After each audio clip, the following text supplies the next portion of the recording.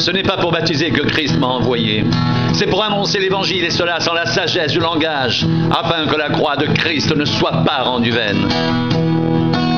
Car la prédication de la croix est une folie pour ceux qui périssent, mais pour nous qui sommes sauvés, elle est la puissance de Dieu, aussi est-il écrit. Je détruirai la sagesse des sages, et je rendrai nulle l'intelligence des intelligents. Où est le sage? Où est le scribe? Où est le raisonneur de ce siècle? Dieu n'a-t-il pas convaincu de folie la sagesse du monde? Car, puisque le monde avec sa sagesse n'a point connu Dieu, il a plu à Dieu dans sa sagesse de sauver les croyants par la folie de la prédication. Les Juifs demandent des miracles, les Grecs cherchent la sagesse. Nous prêchons Christ crucifié. Scandale pour les Juifs et folie pour les païens, mais puissance de Dieu et sagesse de Dieu pour ceux qui sont appelés tant juifs que grecs. Car la folie de Dieu est plus sage que les hommes et la faiblesse de Dieu est plus forte que les hommes.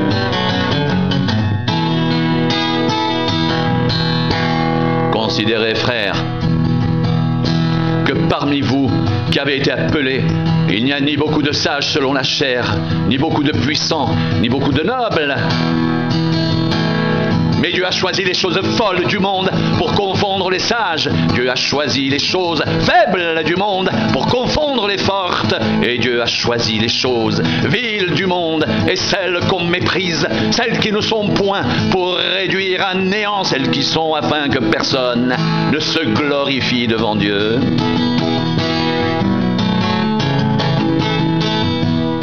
Or, c'est par lui que vous êtes en Jésus-Christ, qui par la volonté de Dieu a été fait pour nous sagesse, justice, sanctification et rédemption, afin, comme il est écrit, que celui qui se glorifie dans le Seigneur.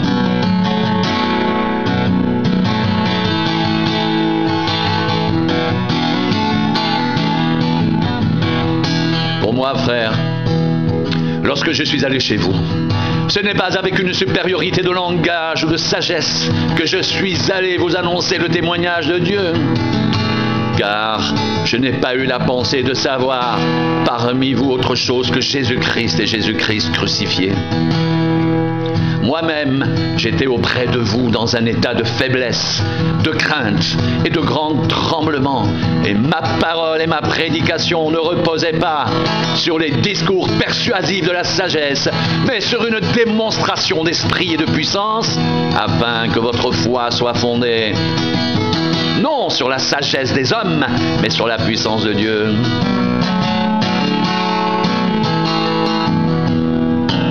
Cependant, c'est une sagesse que nous prêchons parmi les parfaits. Sagesse qui n'est pas de ce siècle, ni des chefs de ce siècle, qui vont être réduits à l'impuissance. Nous prêchons la sagesse de Dieu, mystérieuse et cachée, que Dieu, avant les siècles, avait prédestinée pour notre gloire. Sagesse qu'aucun des chefs de ce siècle n'a connue. Car s'il l'avait connue, il n'aurait pas crucifié le Seigneur de gloire.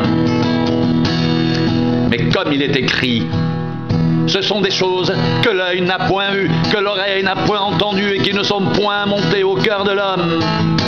Des choses que Dieu a préparées pour ceux qui l'aiment. Dieu nous les a révélées par l'Esprit. Car l'Esprit sont de tout, même les profondeurs de Dieu. Qui donc parmi les hommes connaît les choses de l'homme, si ce n'est l'esprit de l'homme qui est en lui? De même, personne ne connaît les choses de Dieu, si ce n'est l'esprit de Dieu.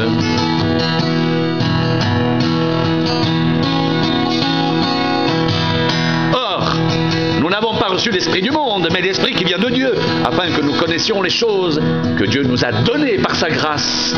Et nous en parlons non avec des discours qu'enseigne la sagesse humaine, mais avec ceux qu'enseigne l'esprit, employant un langage spirituel pour les choses spirituelles. Mais l'homme naturel n'accepte pas les choses de l'Esprit de Dieu, car elles sont une folie pour lui, et il ne peut les connaître parce que c'est spirituellement qu'on en juge.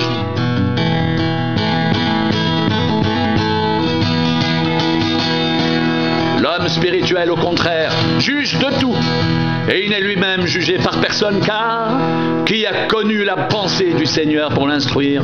Or, nous avons la pensée de Christ. Or, nous avons la pensée de Christ.